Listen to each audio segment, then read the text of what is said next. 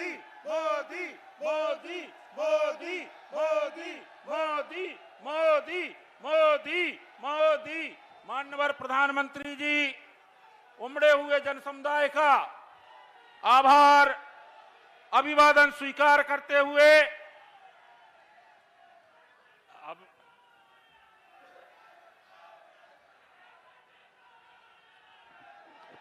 हमारे बीच में इस देश के यशस्वी प्रधानमंत्री उपस्थित हो चुके हैं। अंत्योदय से राष्ट्रोदय की संकल्पना को साकार करते हुए यशस्वी प्रधानमंत्री श्री नरेंद्र मोदी जी का बुंदेलखंड की पावन भूमि पर हम करतल ध्वनि के साथ में अपनी जगह पे खड़े होके, मेरा सभी से आग्रह, अपनी जगह पे खड़े होके तालियों की गड़गड़ाहट के साथ में स्वागत करिए।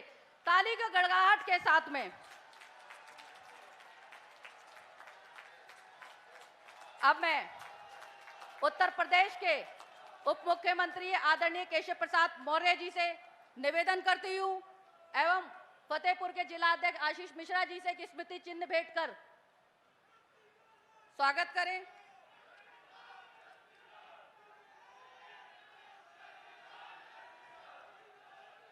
आदरणीय केशव प्रसाद मौर्य जी से उप मुख्यमंत्री जी से मेरा निवेदन है, माननीय प्रधानमंत्री जी का शब्दों में स्वागत करें। बोलिए भारत माता की। मैं आप सब की ओर से, अपनी ओर से, पूरे उत्तर प्रदेश की ओर से गरीबों के मसीहा, किसानों के मसीहा, मेरी माताओं बहनों के आशीर्वाद की छाया जिनके ऊपर है, युवाओं के जो उज्जवल भविष्य हैं, ऐसे माननीय प्रधानमंत्री श्री नरेंद्र मोदी जी का फतेहपुर की धरती पर हार्दिक स्वागत और अभिनंदन करता हूं। तालियों की गड़गड़ाहट के साथ माननीय प्रधानमंत्री जी का स्वागत। और मैं बहुत बातें आप सबके सामने कहना है। मंच पर हमारे तमाम सब वरिष्ठ नेता हैं, लेकिन आप भी और मैं भी किनको सुनना चाहते हैं? माननीय प्रधानमंत्री जी को बताइए, सुनना चाहते हैं कि नहीं सुनना चाहते हैं? तो माननीय प्रधानमंत्री जी को सुनना है, इसलिए मैं तो आपके बीच में हरदम आता रहता हूं। यही निवेदन करके हर बूथ को विधानसभा समझ करके कमल खिलाइए। 2022 को जीत करके 2024 को भी आगे बढ़ाने की तैयारी करिए। मैं बिना कोई औपचारिकता किए हुए एक बार फिर से माननीय प्रधानमंत्री जी का फतेहपुर में, उत्तर प्रदेश में हार्दिक स्वागत अभिनंदन करते हुए सादर आमंत्रित करता हूं कि वो अपना आकर के उद्बोधन देने की कृपा करें। माननीय प्रधानमंत्री।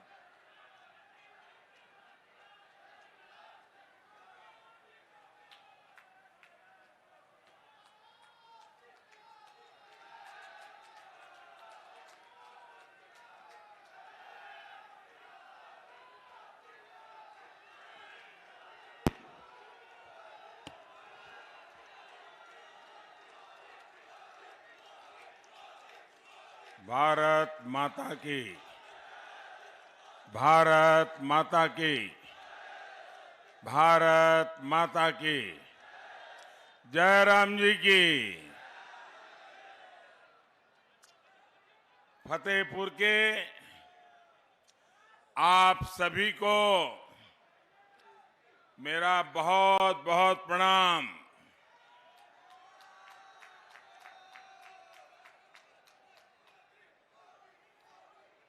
कल रात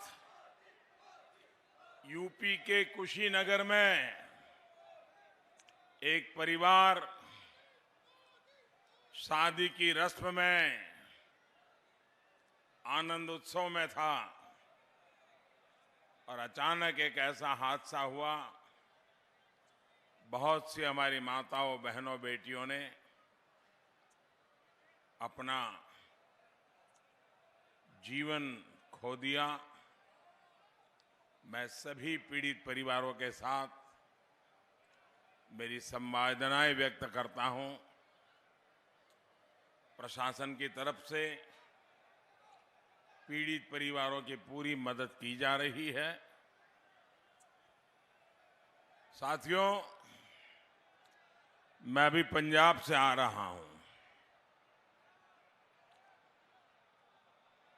मुझे पंजाब में बहुत सालों तक काम करने का अवसर मिला है, लेकिन इस बार मैंने जो पंजाब का मिजाज देखा है, पंजाब के लोगों का भारतीय जनता पार्टी को विजयी बनाने का जो जोम और जुस्सा देखा है वो वाकई अद्भुत है भाइयों, अद्भुत है। मुझे उत्तर प्रदेश में भी पहले दूसरे चरण में कई स्थानों पर जाने का अवसर मिला और जैसा 2 चरणों में मैंने देखा है, तीसरे चरण के भी कुछ कार्यक्रम किए। मैं देख रहा हूं कि हर चरण में एक से बढ़कर एक ऐसे जनता जनार्दन का समर्थन बढ़ता ही चला जा रहा है। मैं उत्तर प्रदेश के लोगों का इसलिए हृदय से बहुत बहुत धन्यवाद करता हूं। मैं प्रशासन को भी अभिनंदन करता हूं क्योंकि उत्तर प्रदेश में शांतिपूर्ण चुनाव करवाना ये बहुत बड़ी सौगात है और इसलिए प्रशासन के भी लोग, सुरक्षा बल, सभी अभिनंदन के अधिकारी हैं। आज यहां बांदा सहित आसपास के जिलों के हजारों साथी भी यहां पहुंचे हैं। झांसी, ललितपुर, हमीरपुर, महोबा और रायबरेली से भी हजारों मतदाता टेक्नोलॉजी के माध्यम से वर्चुअली बहुत बड़ी मात्रा में आज हमारे साथ इस कार्यक्रम में जुड़े हुए हैं।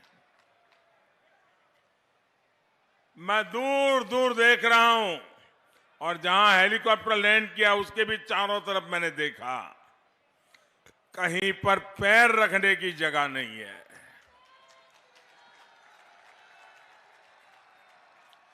जहां मेरी नजर पहुंच रही है, लोग ही लोग नजर आ रहे हैं।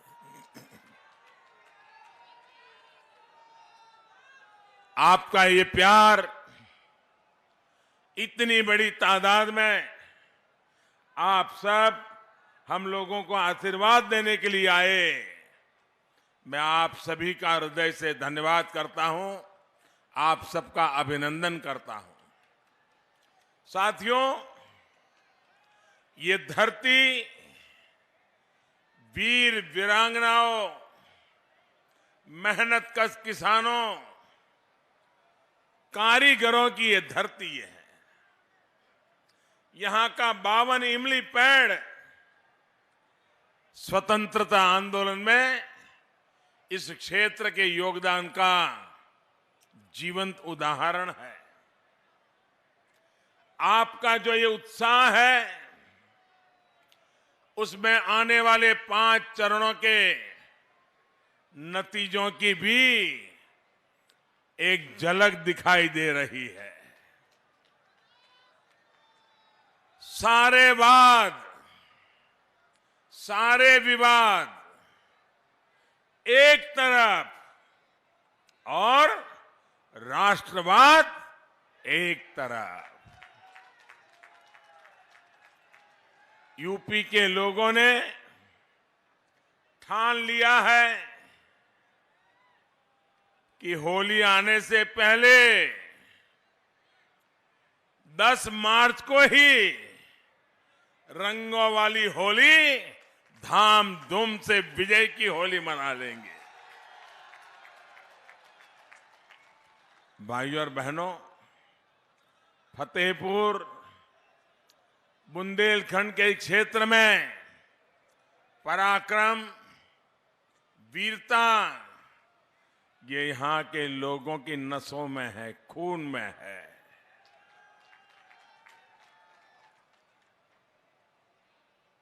देश का सामर्थ्य बढ़ता देखकर यहां के लोगों का उत्साह बढ़ जाता है, लेकिन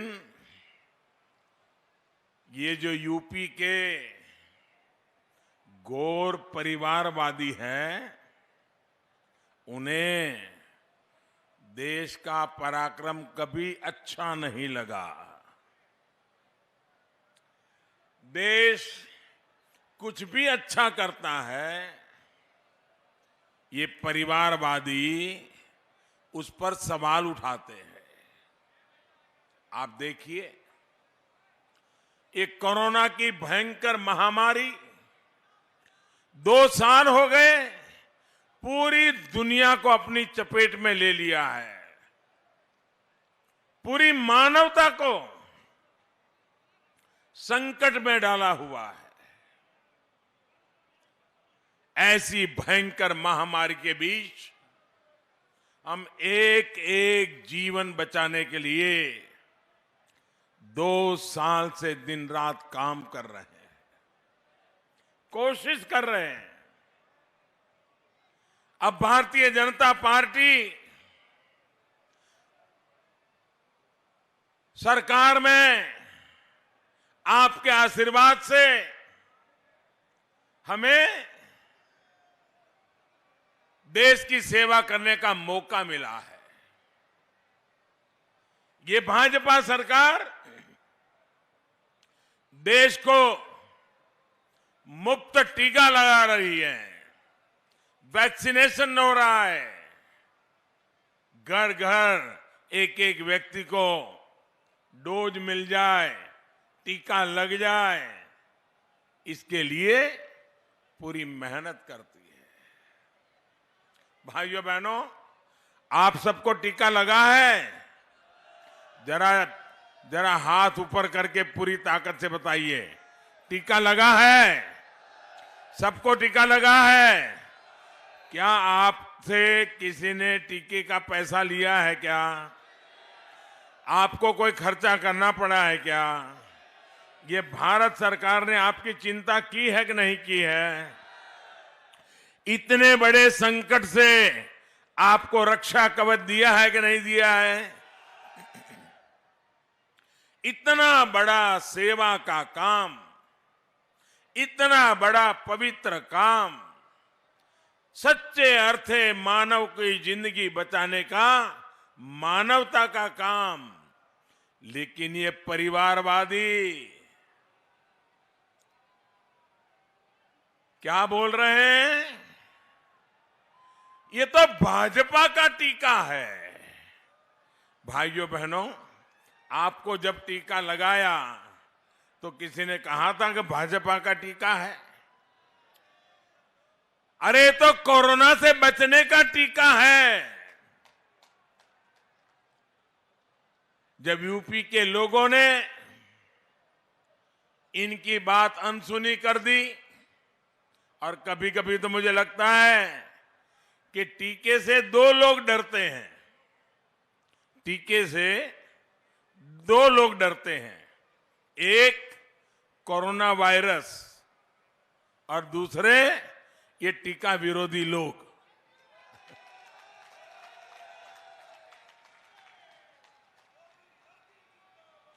रिकॉर्ड वैक्सीन लगवा ली, तो अब इन्होंने क्या शुरू किया है कि सरकार, हमारा गरीब देश है, ये टीकों के पीछे इतना सारा खर्चा क्यों कर रही है? भाइयों बहनों, मुझे बताइए, आपकी जिंदगी बचाने के लिए सरकार ने खर्चा करना चाहिए कि नहीं करना चाहिए? खर्चा करना चाहिए कि नहीं करना चाहिए? अगर मोदी कर रहा है, सही कर रहा है कि नहीं कर रहा है? आपकी जिंदगी बचेगी तो मुझे आनंद होगा कि नहीं होगा? मुझे खुशी होगी कि नहीं होगी? आप लोगों ने मुझे इतना बड़ा प्यार दिया, सम्मान दिया, आपको मुझे इतना बड़ा पद दिया, मुझे आपके लिए काम करते रहना चाहिए कि नहीं रहना चाहिए? अब देखिए, ये टीका हमारे देश के वैज्ञानिकों ने कितनी मेहनत करके तैयार किया, लेकिन ये ऐसे राजनीति में लिपटे हुए लोग हैं, ऐसे परिवारवाद में फंसे हुए लोग हैं कि इनको टीके से भी समस्या, योगी से भी समस्या, मोदी से भी समस्या, टीके से भी समस्या। भाइयों और बहनों, भाजपा की डबल इंजन की सरकार पिछले 2 सालों से गरीबों को मुफ्त राशन दे रही है। दुनिया के बड़े बड़े देश अपने नागरिकों की इतनी व्यवस्था नहीं कर पाए। धनी देश, संपन्न देश, वे भी वो काम नहीं कर पाए, वो भारत जैसे देश ने करके दिखाया है। 2 साल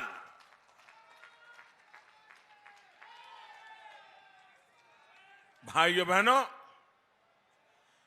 जब गरीब के घर में राशन पहुंचता है, मेरे मन में एक ही कामना रहती थी कि कोरोना का संकट आया है, संकट भयंकर है, परिवार में हालत ऐसी कि एक कमरे में मां बीमार हो, कोरोना की बीमारी आई हो, लेकिन दूसरे कमरे से बेटा मां के पास भी नहीं जा सकता था। ऐसी ये बीमारी,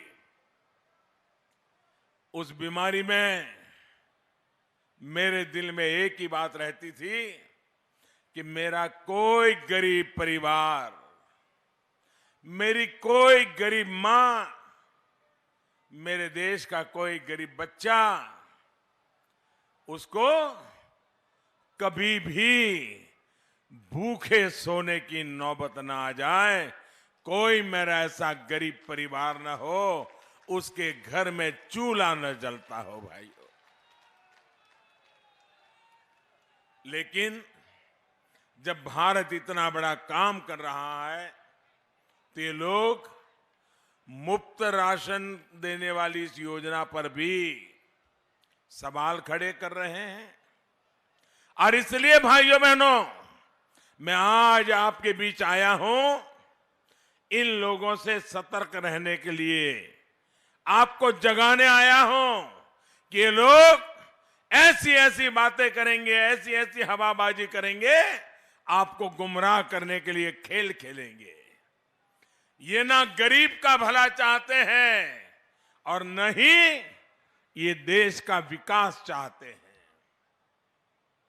भाइयों और बहनों, जब लाल किले से मैं पहली बार प्रधानमंत्री बना, लाल किले पर मेरा पहला भाषण था और मैंने लाल किले से जो भाषण दिया, देश में माताओं, बहनों, बेटियों की पीड़ा को दूर करने के लिए शौचालय बनाने की बात कही, तो इन्होंने विवाद खड़ा किया कि कैसा प्रधानमंत्री है कि लाल किले पर से जब दुनिया सुन रही है और ये शौचालय की बात कर रहा है। भाइयों बहनों, न उन्होंने गरीबी देखी है, न उन्होंने गरीब की मुसीबत देखी है, न हमारी माताओं बहनों को कैसी मुसीबत से गुजरना पड़ रहा है। जब शौचालय नहीं होते थे, सूरज उगने से पहले अंधेरे में उसको जाना पड़ता था और रात को वो अंधेरे का इंतजार करती थी और दिन में कभी जाने की जरूरत पड़ गई तो वो पीड़ा सहन करती थी, लेकिन वो शाम का इंतजार करती रहती थी। क्या कभी मेरी इन माताओं बहनों की पीड़ा के विषय में किसी सरकार को सोचने की फुर्सत थी क्या? वो ऐसी जगह पे बैठे हैं कि उनको जमीन कभी दिखती नहीं थी। भाइयों बहनों, मैं तो आपके बीच में ऐसे आया हूं, इसलिए मुझे पता है पीड़ा क्या होती है, दर्द क्या होता है, मुसीबतें क्या होती हैं। और इसलिए भाइयों बहनों, जब मैंने शौचालय बनाने का अभियान चलाया, सरकारी खजाना मैंने खर्च करना तय कर लिया। मैंने कहा जिसको मेरी आलोचना करनी है करेंगे, जिसको मुझे नीचा दिखाने का प्रयास करना है वो करते रहेंगे, लेकिन मैं हिंदुस्तान में मेरी माताओं बहनों के लिए शौचालय के अभियान को चलाऊंगा। आज गांव गांव घर घर शौचालय बने और मैं तो मेरे उत्तर प्रदेश की बेटियों का हृदय से अभिनंदन करना चाहता हूं, क्योंकि मेरी उत्तर प्रदेश की बेटियों ने जब ये शौचालय बना रहे थे तो मैं एक स्थान पर खुद शौचालय बनाने के काम में हिस्सेदार बनने के लिए गया था। तो वहां मुझे बताया गया कि हमने तो इसका नाम इज्जतघर रखा है। मेरी बेटियों ने मुझे कहा ये शौचालय सिर्फ नहीं है, कि हम बहन बेटियों के लिए इज्जतघर है। जिस प्रदेश में ऐसी उम्दा सोच हो भाइयों बहनों, उस प्रदेश के लिए, उस देश के लिए जी जान से काम करना ये मेरा सौभाग्य है दोस्तों, मेरा सौभाग्य है।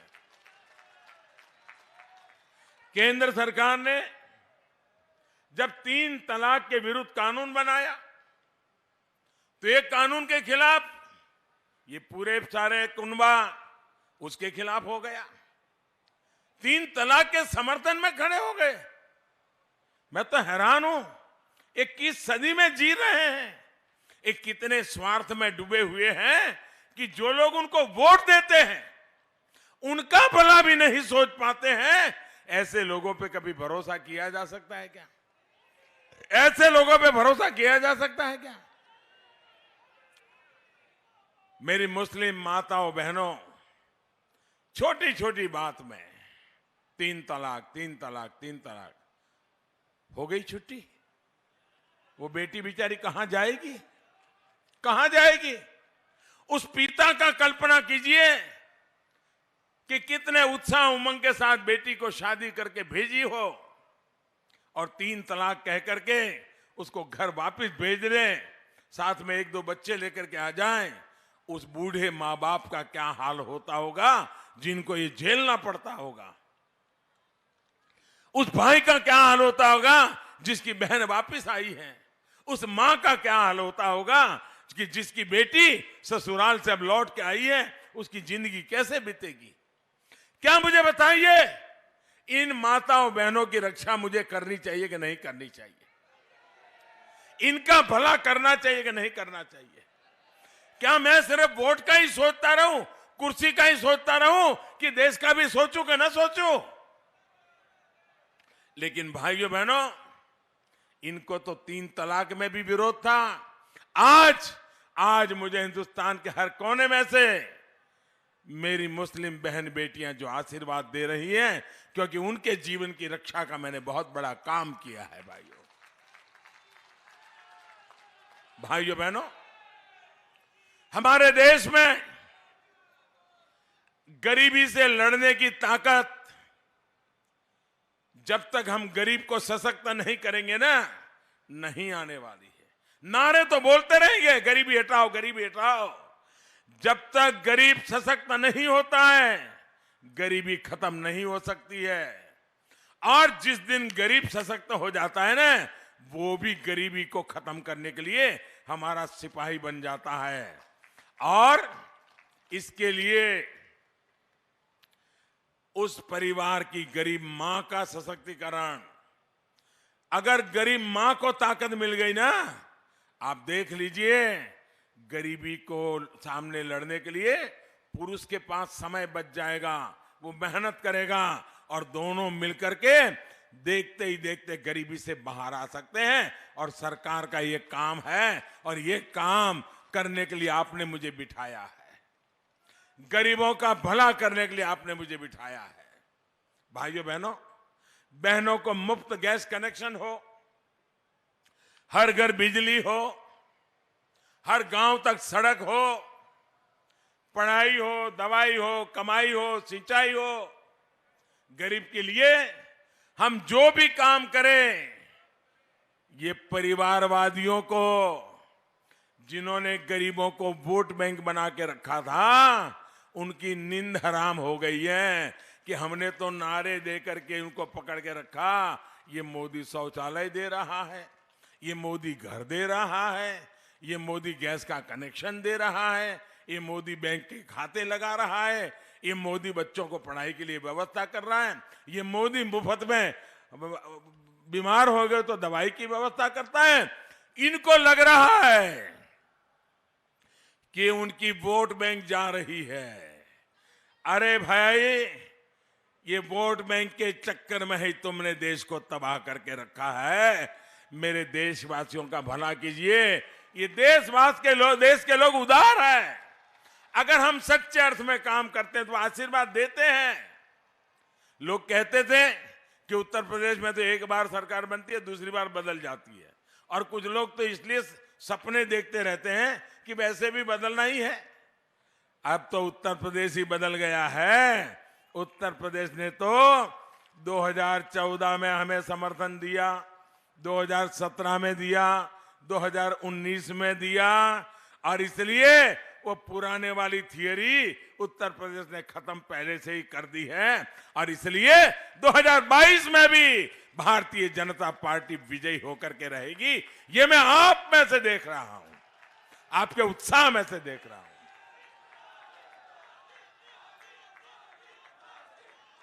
भाइयों बहनों, ये गरीबों के लिए दिन रात मैं काम करता हूं, तो ये परिवारवादी इस काम को छोटा काम बताते हैं। ये आपके लिए छोटा होगा, लेकिन मेरे लिए तो न गरीब छोटा होता है, न गरीब की सेवा छोटी होती है। मेरे लिए तो ये एक प्रकार से पुण्य का अवसर होता है।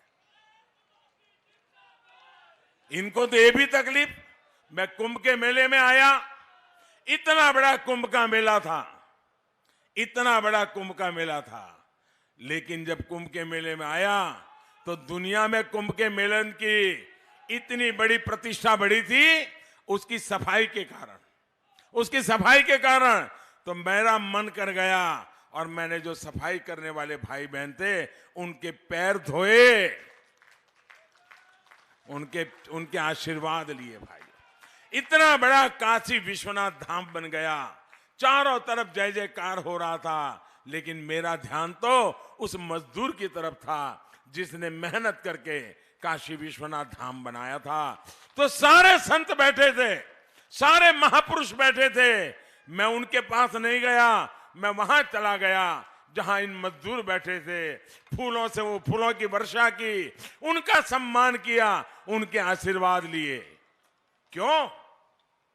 मुझे मालूम है यही मेरे देश के लोग हैं जो मेरे देश के सपने पूरे करेंगे भाइयों। और इसलिए उनके सपने पूरे करने के लिए मैं अपने सपनों को खपा रहा हूं भाइयों बहनों, इसलिए मैं काम कर रहा हूं। आपने देखा होगा आजकल ये लोग आत्मनिर्भर भारत अभियान, उसका भी विरोध कर रहे हैं। ये लोग भारत को अब भी दूसरों पर ही निर्भर रखना चाहते हैं। दुनिया के बाजार में ले आओ और अपनी गाड़ी चलाओ। आप मुझे बताइए भैया, फतेहपुर के वीर, परिश्रमी, पराक्रमी लोग ये दुनिया से सब बाहर से ला करके उसी से गुजारा करने से दूसरों पर भारत को निर्भर रहना पड़े। आजाद भारत के लिए ये शर्मिंदगी है कि नहीं है? हमें बाहर आना चाहिए कि नहीं आना चाहिए? अरे हमारे पूर्वजों ने यहां बलिदान दिए थे, ये भारत के सम्मान के लिए, भारत के गौरव के लिए। हमें उसको पाना चाहिए कि नहीं पाना चाहिए? और इसलिए भाइयों बहनों, ये देश आश्रित रहना नहीं चाहता। और इसलिए मैंने एक बात की, मैंने ये भी लाल किले से कहा कि लोकल के लिए वोकल होने की, यानी जो स्थानीय लोग उत्पाद करते हैं, हमारे कारीगर जो चीजें बनाते हैं, हमारे किसान जो चीजें उत्पादन करते हैं, हमारे छोटे छोटे कारखाने जो चीजें बताते हैं, उनका हमने गौरवगान करना चाहिए। मुझे बताइए, हमारे यहाँ जो चीजें बनती हैं उसका हमने गौरवगान करना चाहिए नहीं करना चाहिए? करना चाहिए नहीं करना चाहिए? मुझे बताइए, आपके घर में आपके बेटे को ही अगर आप मान सम्मान नहीं दोगे और आप मोहल्ले वालों को कहोगे कि मेरे बेटे को सम्मान दो, तो कोई देगा क्या? देगा क्या? भाइयों बहनों, अपने यहाँ जो पैदावार होती है उसका सम्मान बढ़ना चाहिए कि नहीं बढ़ना चाहिए? अब मुझे बताइए, अगर कांग्रेस पार्टी के नेता ये बोले कि भाई स्थानीय उत्पादों को महत्व दो, तो कांग्रेस का कोई नुकसान होने वाला है क्या? अगर समाजवादी पार्टी बोले कि लोकल चीजों का उत्पाद खरीदिए, तो समाजवादी पार्टी का नुकसान होगा क्या? लेकिन मोदी ने बोला तो हम नहीं बोलेंगे।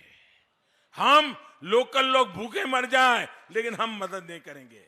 योगी जी ने एक काम किया, एक जनपद एक उत्पाद, यूपी के लघु कुटीर गृह उद्योगों को बढ़ावा देने के लिए काम किया। ये गौर परिवारवादियों का जो गिरोह है ना, इस गिरोह को उसके में दिक्कत आ गई, क्योंकि उसमें कटकी नहीं हो सकती है, मलाई नहीं खा सकते हैं। भाइयों बहनों, मुझे बताइए, ये मेरे फतेहपुर का लोहे का सामान हिंदुस्तान भर में बिकना चाहिए कि नहीं बिकना चाहिए? हमारे फतेहपुर का लोहे का सामान, उसका जय जयकार तमिलनाडु में, केरल में, बंगाल में होना चाहिए कि नहीं होना चाहिए? इसीलिए तो मैं कहता हूं वोकल फॉर लोकल। अब मुझे बताइए, यहां का पेड़ा, हमारे यहां का पेड़ा, ये पेड़ा भी दुनिया में मशहूर होना चाहिए कि नहीं होना चाहिए? उसका भी मार्केट बनना चाहिए कि नहीं बनना चाहिए? यहां जो हमारा बेडशीट, क्या ये बेडशीट जो बनती है वो भी हिंदुस्तान के बाजार में बिकनी चाहिए कि नहीं बिकनी चाहिए? यहां के लोगों को ज्यादा काम मिलना चाहिए कि नहीं मिलना चाहिए? हमारे बांदा के सजर पत्थर की कलाकारी को विश्व भर में पहचान दिलानी चाहिए कि नहीं दिलानी चाहिए? ऐसी प्राकृतिक संपदा, ऐसी कलाकारी दुनिया में बहुत कम देशों के पास होती है, जो आप लोगों के पास है, और मैं उसका झंडा लेकर के घूम रहा हूं। भाइयों साथियों, ये हमारा बुंदेलखंड, ये बुंदेलखंड तो अपने खिलौने के लिए, हथकरघा हस्तशिल्प की अपनी समृद्ध परंपरा के लिए मशहूर रहा है। हमारे जनजातीय बहन भाइयों का हस्तशिल्प तो पूरी दुनिया में सचमुच में श्रेष्ठ है। हमारी सरकार ने देश में ही खिलौने बनाने वालों को प्रोत्साहन देने के लिए, अपने कारीगरों को बढ़ावा देने के लिए विशेष योजना शुरू की है। और इसके साथ बच्चों के मन में संस्कार भी है।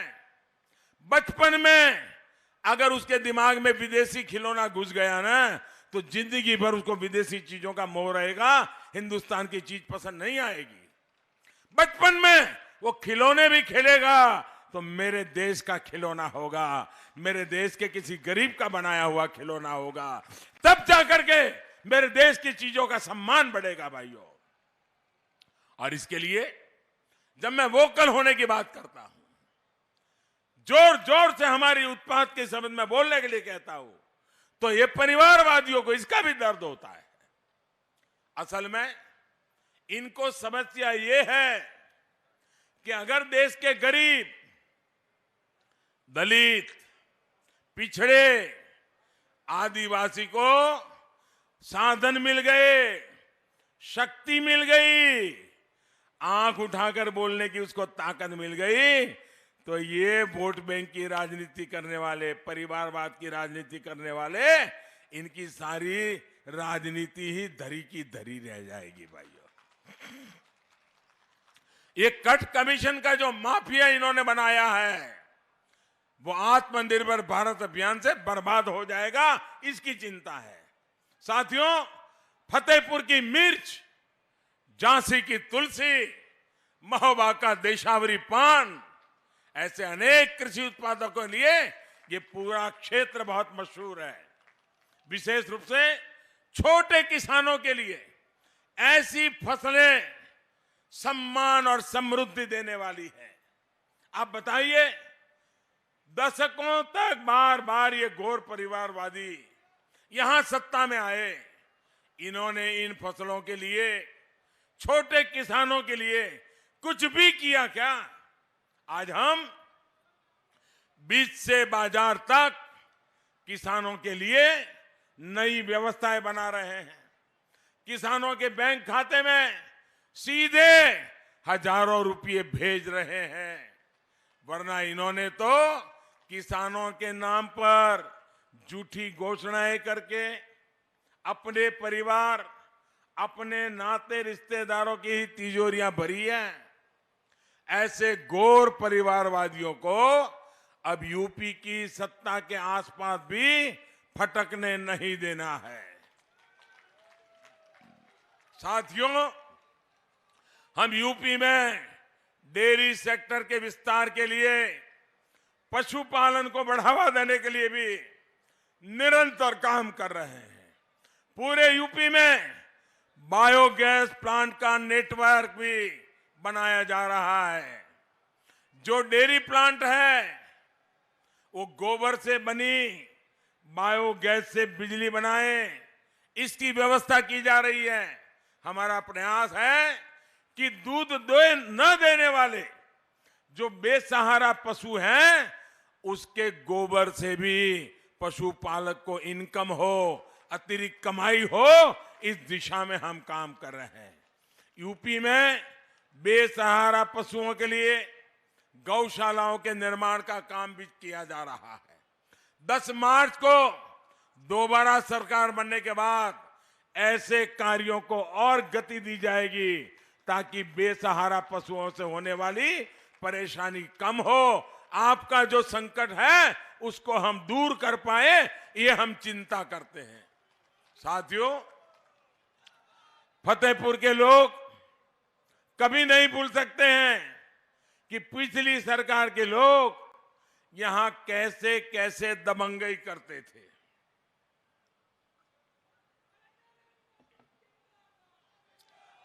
सरकारी जमीनों पर कब्जा, ये यहां पर तो आम बात थी। अवैध खनन माफिया ने तो फतेहपुर समेत इस पूरे इलाके को तबाह कर दिया था। योगी जी की सरकार अब माफियाओं का इलाज, मुझे बताइए, इलाज करना चाहिए कि नहीं करना चाहिए? ये इलाज होना चाहिए कि नहीं होना चाहिए? योगी जी सही कर रहे हैं कि नहीं कर रहे हैं? केशव जी सही कर रहे हैं कि नहीं कर रहे हैं? साथियों, गौर परिवारवादियों ने यहां गन्ना मालिकों के जो दुनिया थी आंख मिचौली की और गन्ना मिलों को बंद किया। सिंचाई की सुविधा देने के बजाय खनन माफिया को, अवैध कब्जा माफिया को, उन्हीं को पाला पोसा था। दशक तक ऐसी अनेक सिंचाई परियोजनाओं को लटकाए रखा। तब इनको बुंदेलखंड और अवध के किसानों की याद नहीं आई। ये हमारी सरकार है जिसने यहां के किसानों की इस तकलीफ को समझा। बाणसागर परियोजना, अर्जुन सहायक परियोजना, सरयू नहर राष्ट्रीय परियोजना, ऐसी कितनी ही परियोजनाएं डबल इंजन की सरकार ने पूरी कराई है। भाइयों बहनों, बुंदेलखंड के लाखों किसान कितने दशकों से केन बेतवा को लिंक करने की मांग करते रहे हैं। केन बेतवा, इसको लिंक करने की मांग थी कि नहीं थी भैया? लोग चाहते थे कि नहीं चाहते थे? लेकिन ये काम पूरा करने का बीड़ा हमारी डबल इंजन की सरकार ने उठाया है। 44,000 करोड़ रुपए से अधिक, 44,000 करोड़ से अधिक लागत से बुंदेलखंड में खेत खेत तक पानी पहुंचाया जाएगा। भाइयों, ये काम हम कर रहे हैं। लेकिन साथियों, आपको ये ध्यान रखना है कि परिवारवादियों को अगर मौका मिल गया तो उनकी दुनिया चालू रखने के लिए एक केन बेतवा लिंक परियोजना, जिसे मैं पूरा करना चाहता हूं, उसमें भी रोड़े अटकाएंगे, रोड़े डाल देंगे। साथियों, पानी के नाम पर सालों तक इन्होंने क्या क्या खेल खेला है, ये आप लोग भली भांति जानते हैं। यूपी की बुंदेलखंड की बहन बेटियों के साथ तो इन्होंने बार बार विश्वासघात किया है। अब हमारी सरकार यहां हर घर जल अभियान चला रही है। 2 सालों के भीतर ही यूपी की लाखों बहनों के घर पर नल से जल पहुंच चुका है। 10 मार्च को जब फिर डबल इंजन की सरकार आएगी तो तेजी से नल कनेक्शन देने का काम किया जाएगा। और मेरी माताएं बहनें नल से जल के मेरे अभियान को लेकर के मुझे लगातार आशीर्वाद दे रही है। भाइयों बहनों, भाजपा सरकार का फतेहपुर और इस क्षेत्र से विशेष स्नेह है। गौर परिवारवादियों ने फतेहपुर को पिछड़ा मानकर और अपनी जिम्मेदारी उसी से पल्ला झाड़ लिया था, हाथ ऊपर कर दिए थे। भाजपा सरकार ने फतेहपुर की विकास की आकांक्षा को समझा और हमें आकांक्षी जिलों में इसको शामिल किया। आज फतेहपुर आकांक्षी जिलों में तेजी से विकसित होने के पैमाने पर काफी ऊपर आ रहा है। फतेहपुर में महान योद्धा अमर शहीद जोधा सिंह और ठाकुर दरियाव सिंह के नाम पर मेडिकल कॉलेज के लोकार्पण का सौभाग्य भी आप लोगों ने मुझे दिया था। यहां फतेहपुर में जन औषधि केंद्रों से लोगों को सस्ती दवाइयां भी मिल रही है। यूपी में भाजपा सरकार ने 1100 से ज्यादा जन औषधि केंद्र खोले हैं। इनसे हमारे गरीब भाइयों बहनों को करीब 700 करोड़ रुपए की बचत हुई है। फतेहपुर और आसपास के लोग ये भी नहीं भूल सकते कि कैसे इस क्षेत्र को पहले की सरकारों के समय बिजली के लिए तरसाया गया है। अब योगी जी की सरकार में पहले से कई गुना ज्यादा बिजली मिल रही है। हमारे लिए फतेहपुर का, प्रदेश का, देश का हर गांव, हर क्षेत्र महत्वपूर्ण है। गौर परिवारवादियों की सोच परिवार से शुरू होकर परिवार पर ही खत्म हो जाती है। एक छोटी सी सोच से यूपी जैसा बड़ा प्रदेश, इतनी बड़ी जनसंख्या वाला प्रदेश नहीं चलाया जा सकता है। यही वजह है कि फिर एक बार यूपी कह रहा है, आएगी तो भाजपा ही, आएगी तो भाजपा ही, आएंगे तो योगी ही। साथियों, गौर परिवारवादियों की लिस्ट में कुछ नाम ऐसे भी हैं जिन्होंने दशकों तक देश में और यूपी में सरकारें चलाई है, लेकिन आप लोगों ने जब से उन्हें यहां से बेदखल किया है, इन लोगों की यूपी के प्रति नफरत दिनों दिन बढ़ती जा रही है। इन परिवारवादियों के मुख्यमंत्री ने यूपी के लोगों का अपमान किया तो गांधी परिवार तालियां बजाता रहा, और आज ये लोग यूपी के लोगों से आकर वोट मांग रहे हैं। आपको इन परिवारवादियों से भी बचकर रहना है। साथियों, डबल इंजन की सरकार पूरे उत्तर प्रदेश को विकास के पथ पर आगे बढ़ा रही है। Purvanchal expressway, Prayagraj link expressway, Gorakhpur link expressway, Ganga expressway, ऐसे ही प्रयासों का प्रमाण है। अब तो बुंदेलखंड एक्सप्रेस भी तेज गति से पूरा हो रहा है। कोरोना के बावजूद भी बुंदेलखंड एक्सप्रेसवे के काम को हमने धीमा नहीं होने दिया है। बुंदेलखंड एक्सप्रेसवे ने संकट काल में हजारों श्रमिकों को काम दिया, रोजगार दिया। जब ये पूरा हो जाएगा तो यहां सिर्फ सुविधा ही नहीं बढ़ेगी, बल्कि यहां के किसानों को, उद्यमियों को भी बहुत लाभ होगा। इन एक्सप्रेसवे के अलग अलग बगल में हम इंडस्ट्रियल कॉरिडोर बना रहे हैं। बड़े बड़े गोदाम, बड़ी बड़ी कोल्ड स्टोरेज, इसकी फैसिलिटी बना रहे हैं। भाइयों और बहनों, डबल इंजन की सरकार इस क्षेत्र के शौर्य और वीरता के समृद्ध इतिहास को और ऊंचाई पर पहुंचाने जा रही है।